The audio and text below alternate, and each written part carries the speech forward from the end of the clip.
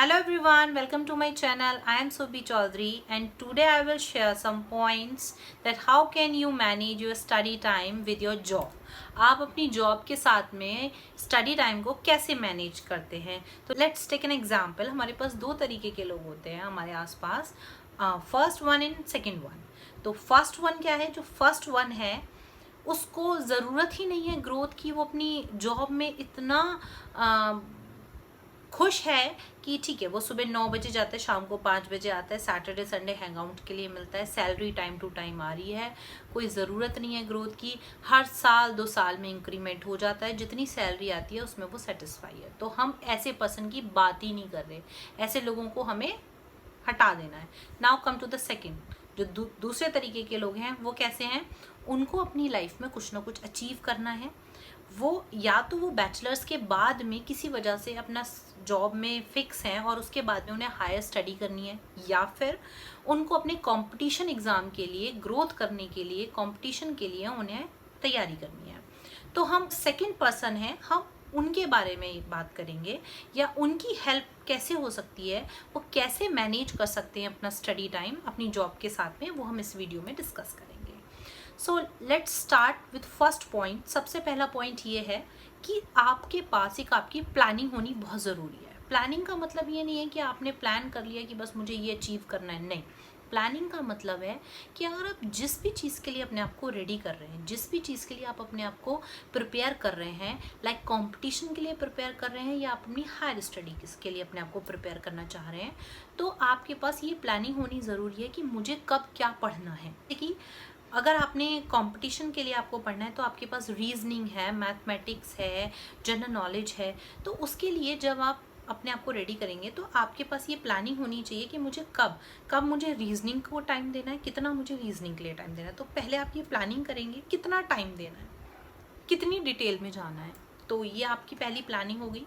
Secondly, अब आप office में काम करते हैं. सबसे पहला मेन जो प्रॉब्लम है वो ये है कि आप ऑफिस में 9 to 5, जर्नली सबका टाइम 9 to 5 होता है ऑफिस का टाइम.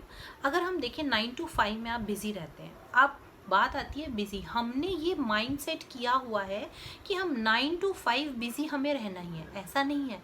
कभी ऑफिस में वर्कलोड बहुत ज़्यादा आता है, कभी ऑफिस में वर्कलोड थोड़ा कम होता है. अगर जिस टाइम पे आपके पास ऑफिस में वर्कलोड ज़्यादा है तो आप कोशिश करेंगे कि अपना काम उस 9 to 5 में ही ख़त्म करेंगे. वरना कुछ लोग क्या होते हैं, 9 to 5 में ख़त्म करने की बजाय क्या करते हैं, अपना काम धीरे धीरे धीरे धीरे इतना इकट्ठा कर लेते हैं, उस काम को बल्क में ले आते हैं का हेडेक बन जाता है, इतना आपको फ्रस्ट्रेट कर देता है कि आप अपने लिए टाइम ही नहीं निकाल पाते. तो सबसे पहले कोशिश करिए कि जितना आपका वर्कलोड है ऑफिस का वो 9 to 5 में आप ख़त्म कर लें. अब सपोज़ जब आपके पास इतना वर्क प्रेशर नहीं है, मान लीजिए हफ्ते में आपके पास 2 दिन बहुत ज़्यादा वर्कलोड आता है और 4 दिन आपके पास इतना वर्कलोड नहीं है रहता. 2 दिन आपके पास नॉर्मल डेज रहते हैं और 2 दिन आपका फ्री सा रहता है कि हाँ, आपको पता है आज मेरे पास कुछ काम नहीं है, इतना काम नहीं है. तो आप क्या करेंगे, टेक्नोलॉजी का यूज़ करिए. उस टाइम पीरियड में आप ये देखिए कि आप कहाँ, जैसे मान लीजिए लंच के बाद में आपके पास थोड़ा टाइम बचता है 1 घंटा, तो आपने ये प्लानिंग, जो मैंने फर्स्ट पॉइंट बताया था कि आपने प्लानिंग की हुई है, तो उस प्लानिंग में आप ये ऐड ऑन करेंगे कि अगर मेरे पास लंच के बाद मुझे टाइम मिल रहा है तो मुझे उसमें ये अपना टॉपिक कवर करना है, ये मुझे रिवाइज करना है. लंच के बाद आपको टाइम मिलता है. आप मॉर्निंग में कभी कभी ऑफिस में ऐसा टाइम होता है कि आप मॉर्निंग में पहुँचे और उसके बाद में आपके पास इतना काम नहीं है, 2 घंटे आपके पास फ्री हैं, तो आपको वो टाइम निकालना है उसमें से. क्योंकि आप जहाँ जानते हैं जिस दिन आपके पास वर्कलोड नहीं है उस दिन आपको वो जो आपके आधा आधा 1-1 घंटा है, उनको आप अगर ऑफिस में इधर उधर की बातों में या इधर उधर आपने ऑफिस में आज क्या चल रहा है, आज ऑफिस में क्या है, खाने में क्या आने वाला है, आज हम ये ऑर्डर कर लेते हैं, अगर आप उसकी बजाय अपने टाइम को अपनी स्टडी में मैनेज करेंगे तो आपके लिए ये बहुत यूज़फुल होने वाला है. ऐसा नहीं है कि हम अगर हफ्ते में जाते हैं तो हमारे पास हफ्ते भर का पूरा इतना प्रेशर होता है. आपको बीच बीच में टाइम मिलता है, लंच के बाद आपको टाइम मिलता है, जब आपकी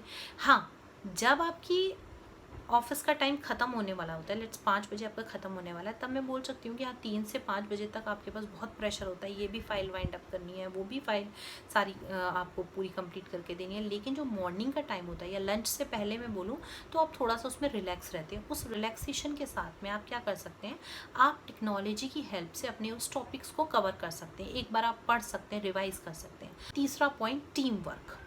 टीम वर्क में क्या होता है कि अगर आप अपने ऑफिस में टीम वर्क में काम करते हैं, अगर आपका टीम वर्क है, अगर आपने सबसे बहुत अच्छे से बात करके रखते हैं, तो क्या होता है कि जब आपके पास वर्क प्रेशर भी होता है तो आप आसानी से उसको हैंडल कर सकते हैं कि ठीक है, मैं अगर आपको आपके आसपास जो आपकी टीम में है, अगर लोगों को पता है कि आप कंपटीशन के लिए प्रिपेयर कर रहे हैं, तो वो भी आपको इतना डिस्टर्ब नहीं करेंगे। तो कोशिश करिए कि जो आप वर्क कर रहे हैं उसको टीम वर्क में काम करें, पोलाइट रहें। बेस्ट थिंग इज पोलाइट रहें। सैटरडे संडे को आप नो मीन्स नो। अगर आप सैटरडे संडे आपके जो साथ में आपके फ्रेंड्स हैं, अगर वो हैंग आउट करने की सोच रहे हैं, अगर आप वो कहीं बाहर जाने की सोच रहे हैं सैटरडे संडे, तो आपको वो चीज़ें अवॉइड करनी है, आपको नो करना ही करना है। क्यों? क्योंकि अगर आपने भाई सैटरडे संडे अगर आपने वहाँ वेस्ट कर दिया तो आप कहाँ टाइम मैनेज कर पाएंगे। देन फोर्थ पॉइंट इज़ कि आपको सैटरडे संडे मना करना ही करना है। अब ये नहीं है आपने इसलिए मना करना है कि नहीं मुझे तो पढ़ाई करनी है, अब पढ़ाई करनी है तो मना करना पड़ेगा। नहीं, आपके माइंड में ये गोल सेट है कि मुझे कुछ अचीव करना है, ये सैटरडे संडे में बाद में भी इनको एंजॉय कर सकता हूँ। अब आते हैं हम ऑफिस के बाद वाला टाइम। ऑफिस के बाद में जैसे आपके पास 5 बजे आपका ऑफिस ख़त्म होता है, आप 6-7 बजे तक अपने घर पहुँचते हैं, तो आप कोशिश करिए कि आप डिनर के बाद में 1 घंटा आपने ज़रूर निकालना है अपनी स्टडी टाइम के लिए। 8 से 9 या 9 से 10 या 10 से 11, मैक्स टू मैक्स 11। अगर आप ये सोचेंगे कि नहीं मुझे तो रात को 11, मैं 2 से 3, 4 से मैं पूरी रात पढ़ते पढ़ते निकाल दूँ, तो उससे आपको कोई फ़ायदा नहीं होने वाला है। क्योंकि जब तक आप फ्रेश मूड से ऑफिस नहीं जाएंगे तो आपका काम ख़त्म नहीं होगा। जब ऑफिस का काम ख़त्म नहीं होगा तो वो धीरे धीरे धीरे धीरे इतना सारा हो जाएगा, आपके पास प्रेशर बनेगा, तो आप फिर से वही वाली बात है, आप फिर से फ्रस्ट्रेट हो जाओगे। तो आप कोशिश करिए कि आपका जो एक स्लीपिंग टाइम है वो एक फ़िक्स होना चाहिए, 11 to 5। 11 to 5 आपने सोना ही सोना है। 11 to 5 6 आवर्स की आपके लिए नींद बहुत काफ़ी है। 5 to 6 आवर्स आप सो सकते हैं। उसके बाद में आप 5 या 6 बजे उठते हैं तो मॉर्निंग में आपको 1 घंटा मिला, आपने मॉर्निंग में अपना 1 घंटा यूज़ किया, आपको नाइट में 1 घंटा मिला। यहाँ तक कि आप अगर ट्रैवलिंग टाइम आपका ज़्यादा है, आप मान लीजिए आप ऑफिस ट्रैवल करते हैं, तो आप ट्रैवलिंग टाइम, क्योंकि अब तो टेक्नोलॉजीज़ इतनी आ गई हैं, आप ऑनलाइन क्लासेस भी लेते हैं, आप ऑनलाइन कुछ भी आप PDF से भी पढ़ते हैं, आप वीडियोज़ यूट्यूब पे आप वीडियोज़ आपका आप ट्रैवल में आप देख सकते हैं। सारे आपके पास प्लेटफॉर्म्स हैं, आप उनको यूज़ कर सकते हैं at the time of travelling के टाइम में। तो आपका ट्रैवलिंग टाइम मैनेज कर सकते हैं आप अपनी सेल्फ स्टडी टाइम में। आप लंच के बाद वाला अपना सेल्फ स्टडी में मैनेज कर सकते हैं। आप मॉर्निंग टाइम मैनेज कर सकते हैं, जो आप ऑफिस जाते हैं उस टाइम पे इतना प्रेशर नहीं होता वर्क का, और आप अर्ली मॉर्निंग जो आप उठते हैं वहाँ 1 घंटा निकाल सकते हैं, और नाइट में आप 1 घंटा। अगर आप ऑल ओवर निकालें तो आपके पास 4 या 5 घंटे आसानी से निकल के आते हैं। और सैटरडे संडे आपके फिक्स हैं। सैटरडे संडे में आपने अपना वो चीज़ें मैनेज करनी है जो आपको न्यू टॉपिक्स को स्टार्ट करना है। अगर आप ये चीज़ कॉन्टिन्यूटी में रखेंगे तो आपके पास कभी भी ये नहीं होगा कि नहीं मेरा तो बहुत सारा सिलेबस रह रहा है, मैं एंड टाइम पे सारे कैसे पेपर दूंगा। ये आपको धीरे धीरे धीरे धीरे स्टार्टअप कर सकते हैं। सो जब तक आप अपना माइंड सेट नहीं करेंगे, जब तक आप अपनी, पहला पॉइंट था मेरा कि आपको प्लानिंग करनी है। First point is planning. अब आपकी प्लानिंग पे सबसे ज़्यादा डिपेंड करता है कि आपको कब कहाँ टाइम मैनेज करना है। मैंने आपको बताया कि टाइम आप कहाँ कहाँ मैनेज कर सकते हैं। आप पहले अपने बिजी टाइम में से आपको फ्री टाइम निकालना है। अगर आप, दूसरी बात क्या होता है कि आप ये सोच लेते हैं कि नहीं, प्रेशर ले लेते हैं, वर्कलोड ले लेते हैं अपने ऊपर कि नहीं मैं तो ये भी कर लूँगा, मैं तो वो भी कर लूँगा, मैं तो ऑफिस में ये भी कर सकता हूँ, मैं तो वो भी कर सकता हूँ। तो जब आपके पास वो सारा प्रेशर आ जाता है, जब आपके पास वो फाइल्स का इतना सारा बर्डन आ जाता है, तो आपको खुद ही लगने लगता है कि अब ना मेरे से मेरा स्टडी टाइम निकलेगा ना, और ना ही मेरे से ये काम होने वाला है। तो सबसे पहले जितना आप कर सकते हैं उतना ही आप अपने ऊपर प्रेशर लेंगे और उतना ही आप अपने ऊपर वर्क लेंगे।